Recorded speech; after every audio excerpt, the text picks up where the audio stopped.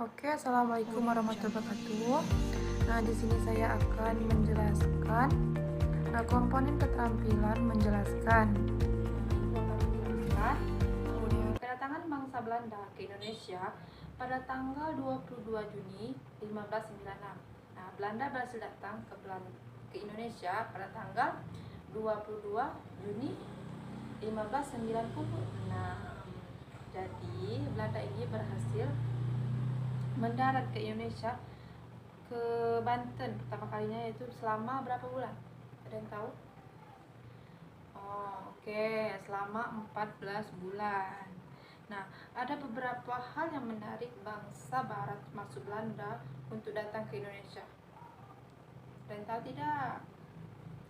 Oke, yang pertama, tanah Indonesia yang subur menghasilkan banyak rempah-rempah sehingga bangsa luar untuk datang ke Indonesia karena tertarik melihat rempah-rempah di Indonesia ini yang melimpah. Nah, yang kedua, Indonesia memiliki keindahan alam sebagai negara kepulauan. Keindahan alam yang sangat bagus.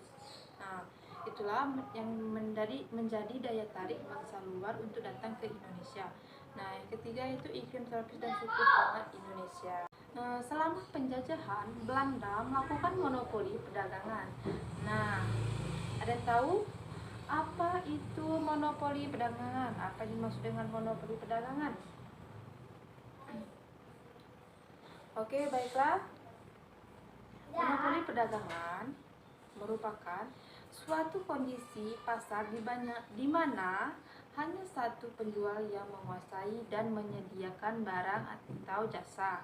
Nah, maka dari itu, pedagang memiliki kontrol secara eksklusif atas pasokan barang dan jasa di pasar tersebut. Nah, hal tersebut mengakibatkan penentuan harga yang dilakukan oleh penjual.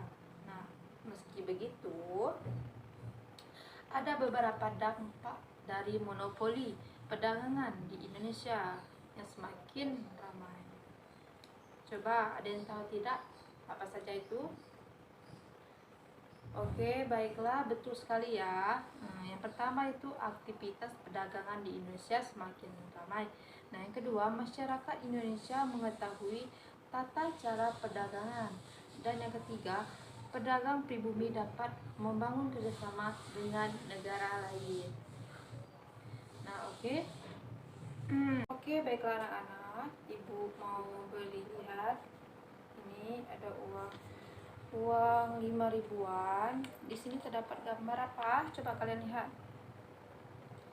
Oke, betul sekali, terdapat gambar Tuanku Imam Bonjol di uang 5 ribuan. Nah, ada yang tahu Tuanku Imam Bonjol ini lahir di mana? Coba tunjuk tangan siapa yang tahu? Oke, ia lahir di Bonjol. Pada tahun berapa, Nana? Pada tahun 1772. Betul sekali. Tepuk tangan untuk Sinta. Oke, sekarang ibu mau tanya. Ia wafat pada tanggal berapa? Oke, pada tanggal 6 November 1864 di mana? Manado, Sulawesi Utara ya. Nah, Tuanku Imam Bonjol ini memimpin kaum Padri berjuang untuk memurnikan ajaran Islam dari penyimpangan dan melawan penjajahan Belanda. Nah, ia melakukan perlawanan oleh Belanda. Nah, sehingga pihak Belanda ini melakukan politik adu domba untuk mendekati kaum adat. Belanda menganggap kaum Padri ini di bawah pimpinan Kiai Tuanku Imam Bonjol sangat berbahaya baginya. Makanya ia melakukan politik adu domba pada kaum adat. Nah, sehingga pada pertempuran tersebut Belanda berhasil merebut daerah Bonjol. Nah, melihat hal tersebut, kaum adat dan Padri bersatu melawan Belanda yang menyebabkan Belanda kewalahan. Nah, kaum Padri pun berhasil merebut Bonjol kembali pada tanggal 28 Oktober 1837. Nah, Imam Bonjol pun diundang Residen Prancis untuk berunding di Maluku. Namun itu hanya jebakan Belanda. Karena Belanda itu licik. Nah, terus beliau ditangkap dan diasingkan ke Cianjur, Jawa Barat, lalu ke Ambon dan berakhir di Lotak, Minahasa hingga ia wafat di sana. Nah, coba Ibu contohkan misalnya Dava dengan Yolan, kalian sedang berolahraga ya di lapangan. Terus guru kalian memberikan sepak bola untuk main bersama-sama, untuk dimainkan. Terus kalian ini sama-sama ingin memiliki bola tersebut. Nah, akhirnya kalian itu berebut bola tersebut sehingga terjadinya keributan. Kalau untuk para pahlawan kan terjadinya peperangan antara Belanda dengan Indonesia, dan ini Ibu contohkan aja ya.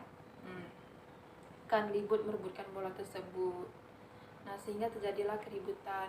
Maka kita kan anak-anak bangsa Indonesia sudah lama kita merdeka. Jadi sekarang Ibu minta tolong kalian jangan menjajah negara kita sendiri. Jadi kita sesama teman harus saling membantulah, saling menghargai, saling berbagi, begitu. Baik, oke anak-anak, itulah penjelasan dari Ibu tadi. Semoga bermanfaat bagi kita semua. Ibu akhiri, wassalamualaikum warahmatullahi wabarakatuh.